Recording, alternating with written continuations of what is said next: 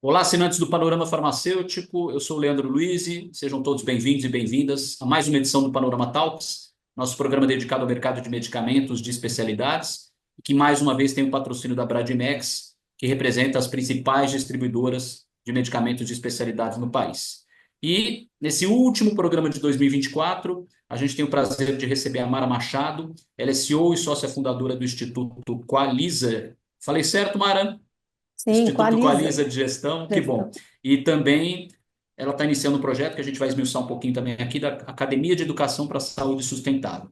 Mas, Mara, eu acho que é interessante a gente terminar o ano com esse programa, justamente pensando em apontar para o futuro e apontar para 2025. Vamos falar um pouquinho. Eu acho que primeiro passo, né, se apresenta aí para os nossos espectadores, falar um pouquinho do trabalho à frente do Instituto. Depois a gente pode falar um pouquinho da academia, mas primeiro passo, fala um pouquinho sobre você e sobre o IQG, né, como a gente, né, popularmente pode chamar o Instituto. Vamos lá. Isso. Obrigado, Mara, pela Bom, presença. obrigado você, Leandro. Obrigado pelo convite. O IQG está há 30 anos no mercado, esse ano estamos fazendo 30 anos. Eu sou fundadora do Instituto e nesses 30 anos nós trabalhamos com foco no sistema de gestão da qualidade para serviços de saúde.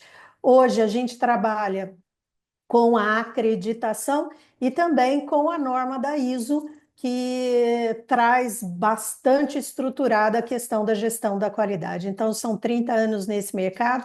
Hoje nós temos aí dentro do nosso mercado mais de 1.000 instituições trabalhando diretamente com o IQG. Mara, um trabalho gigantesco, né, e muito necessário, né, considerando as características peculiares do nosso país, né? Sem dúvida. Eu acho que assim, o Brasil vem investindo cada vez mais dentro do sistema de saúde, né? Hoje o Brasil chegou a 10% do seu PIB investido na saúde, e a gente precisa começar a discutir como é que a gente vai dar retorno efetivo para a população com todo esse investimento dentro do sistema de saúde.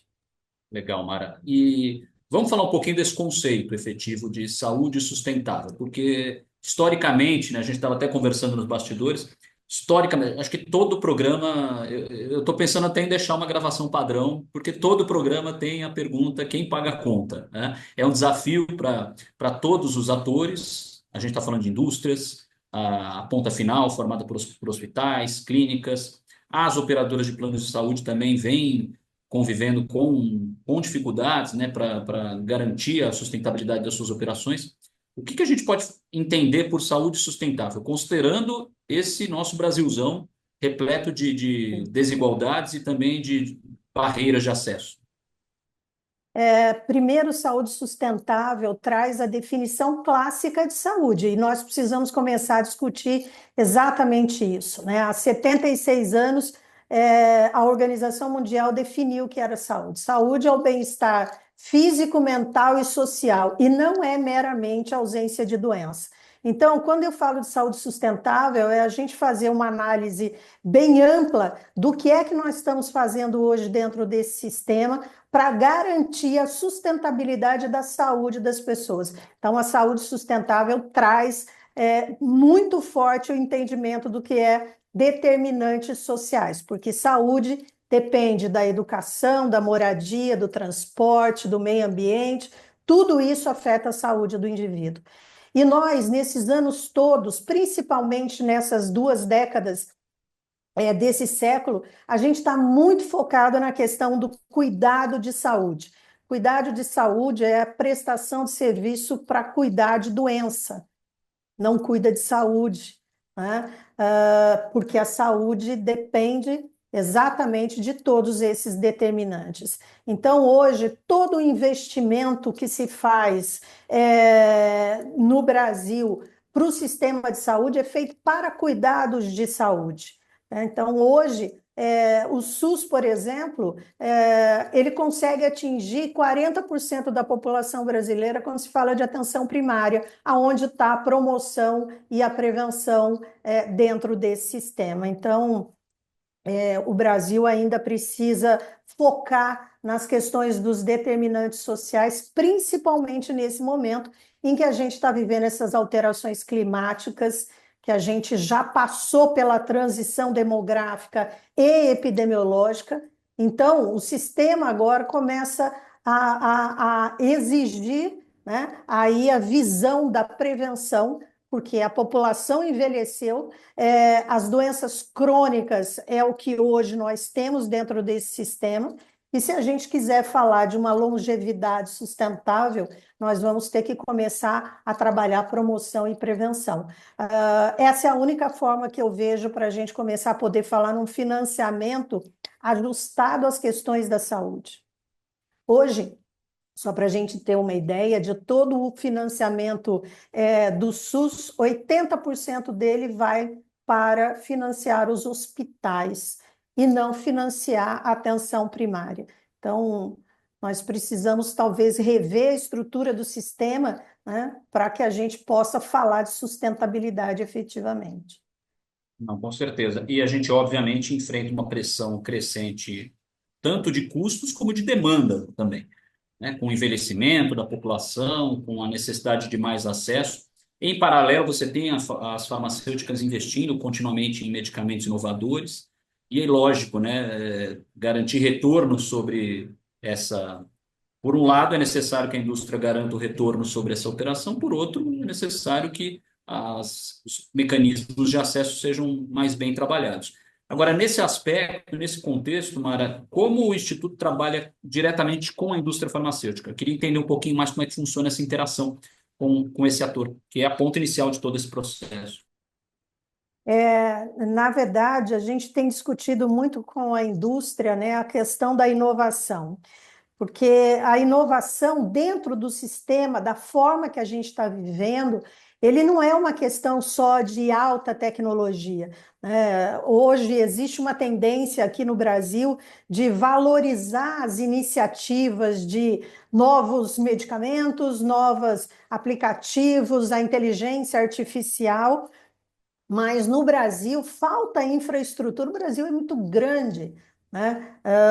E falta infraestrutura e até atrasa a aplicação de todas essas inovações. A inovação hoje, a gente enxerga ela quando fala de uma saúde sustentável, ela é um processo que tem que estar centrado nas pessoas, ela tem que pular a questão das soluções e entender os problemas da população brasileira. A gente tem dificuldade de escalar a questão da inovação dessas iniciativas dentro do nosso sistema. Hoje, as discussões que a gente tem feito junto à indústria nós precisamos criar uma conexão entre inovação e os problemas reais da população, né? Mensurar a qualidade dos resultados que essas inovações estão trazendo à população. Isso é uma questão que a gente viveu agora, né, com a telesaúde. A telesaúde foi vista como a solução de todos os problemas que nós tínhamos no sistema de saúde. A gente esqueceu de discutir a questão da infraestrutura. Então, hoje, a gente está usando a telesaúde não para atender aquelas populações que realmente precisam desse atendimento. E reconhecer a necessidade aí de trazer inovação para as práticas cotidianas. Nós temos problemas de criar novos mecanismos de acesso, por exemplo. 30% do que as filas, por exemplo, no SUS, 30% delas estão relacionadas aí à falta de recurso, mas 70% pela burocracia. Nós precisamos criar uma inovação, uma outra tecnologia para resolver isso, dividir a população por territórios para entender a necessidade de cada um desses territórios, criar mecanismos de promoção e prevenção de doença e aprimorar a interoperabilidade. Hoje a gente fala tanto da transição tecnológica e o nosso sistema de saúde não tem ainda um sistema de informação interoperável. Então, a cada momento que o indivíduo entra numa porta de atendimento, ele começa o tratamento todo outra vez. Isso não tem fim, isso custa muito dinheiro. E a gente precisa capacitar os profissionais e criar um atrativo para a saúde, para a atenção primária, né? E capacitar os gestores aí para entender a expectativa e a experiência desses usuários como uma forma também de fazer gestão. Então, eu acho que o Brasil tem um potencial enorme para a inovação, eu acho que a indústria tem uma oportunidade aí de tornar o sistema de saúde brasileiro sustentável. O que a gente precisa é começar a entender os problemas do sistema antes até de fornecer soluções. Interessante, Mara. E partindo agora para a relação com os pagadores, né? A gente está falando do poder público, obviamente, mas também das operadoras. Como é que o Instituto trabalha essa interação? E como você vê hoje esses canais atuando? Eu vejo que assim o setor público ainda tem uma resistência enorme, né, pelas questões da inovação. A saúde suplementar, ela busca a inovação muito rapidamente, o que isso acaba criando uma desconexão ainda maior dentro desse sistema.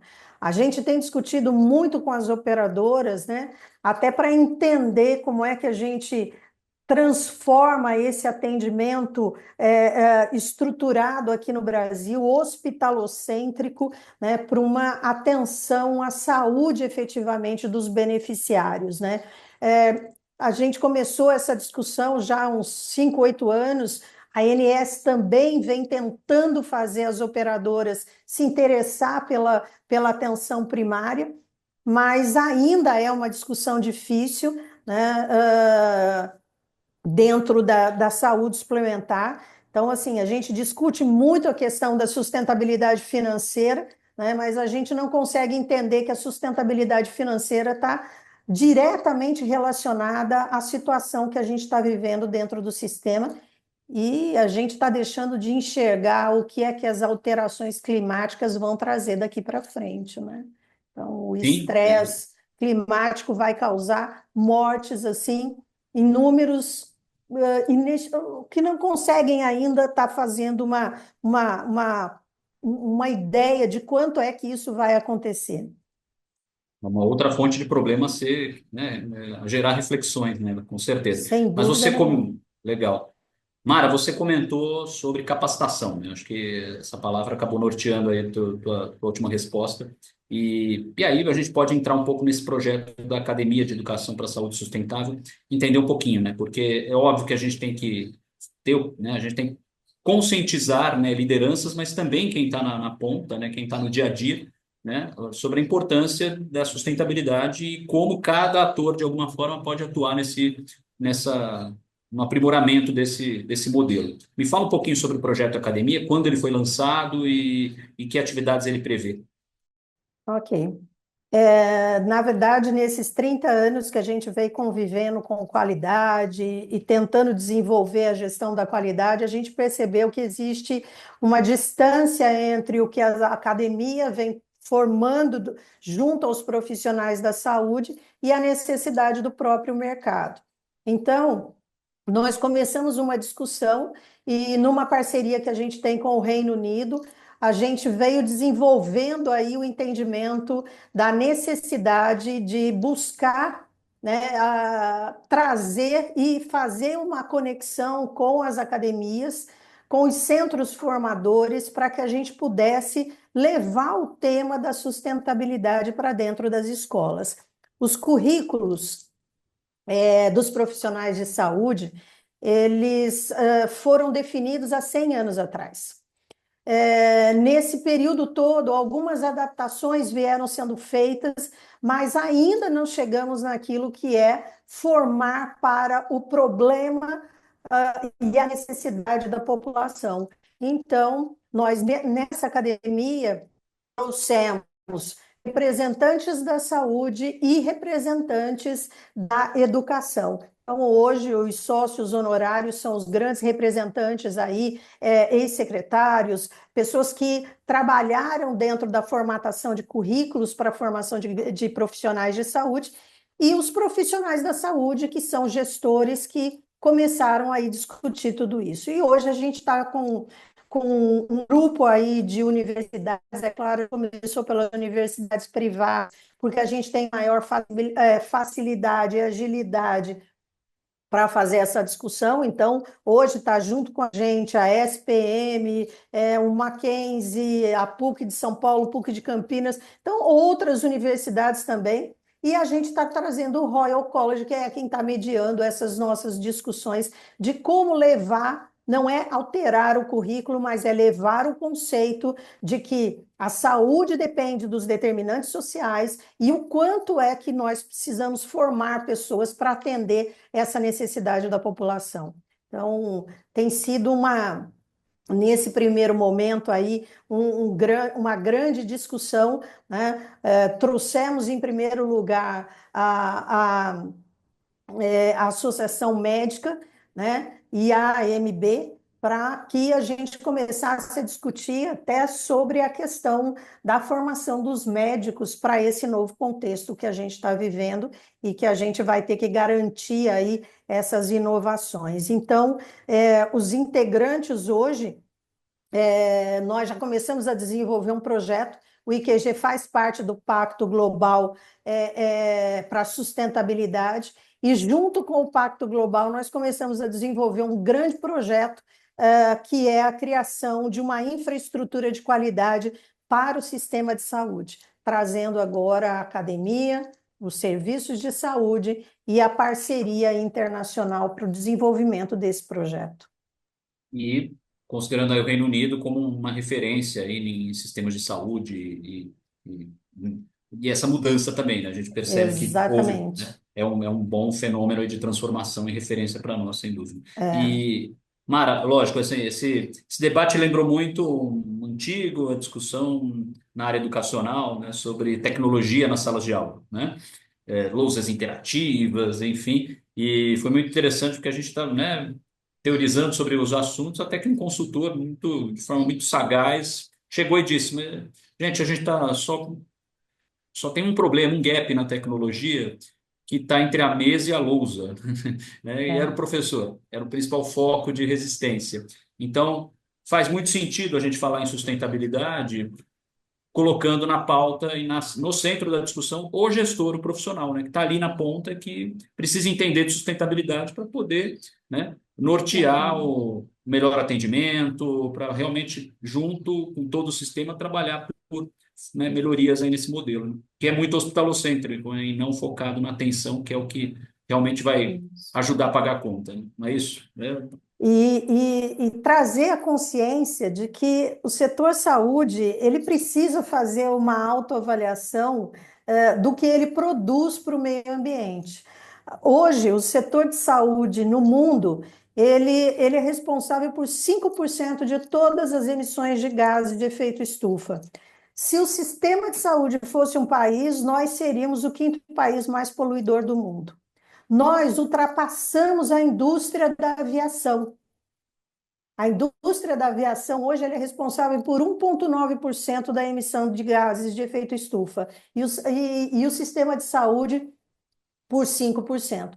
Então, assim, é uma reflexão que a gente precisa começar a fazer. Nós produzimos muitos resíduos, nós trabalhamos com uma quantidade imensa de materiais descartáveis, que isso depois acaba indo para incineradores. Então, assim, tem toda uma estrutura que precisa ser também analisada do nosso papel dentro da saúde ambiental, né? Porque a nossa saúde depende da saúde do meio ambiente. Né? Se o meio ambiente começa a ter o que a gente está vendo agora, as inundações, incêndios e tudo isso acontecendo, isso vai acabar afetando a questão da agricultura, a questão do estresse pelo calor. Então, nós temos aí muitas questões que a gente precisa estar discutindo e fazer essa discussão lá na academia, né? É claro que a gente precisa também trazer quem hoje já está no mercado, mas nós não podemos deixar que esses profissionais saiam acreditando ainda que tudo que a gente tem para atender a saúde está dentro das paredes de um hospital.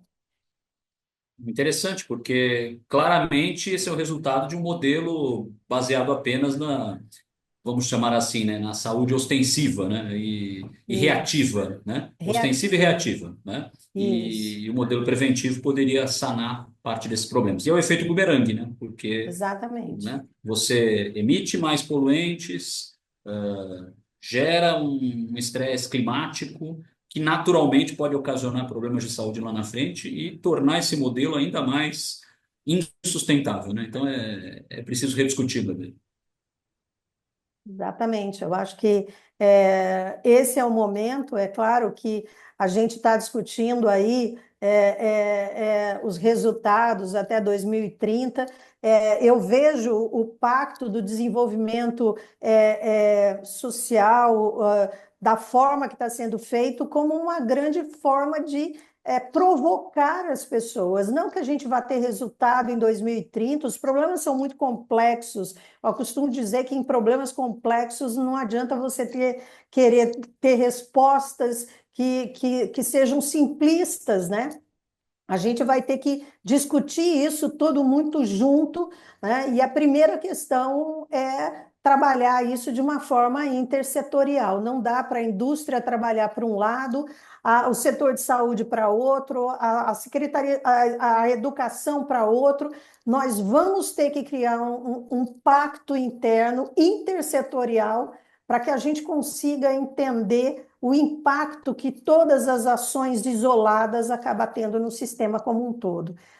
Isso vem aí da ciência do caos, né? Não adianta mexer numa parte que você cria o efeito da asa da borboleta. Você cria muitas vezes um tsunami do outro lado, e é o que a gente vem vivenciando nesses últimos anos. Movimentos isolados setoriais e que acabam criando grandes problemas aí em outras áreas.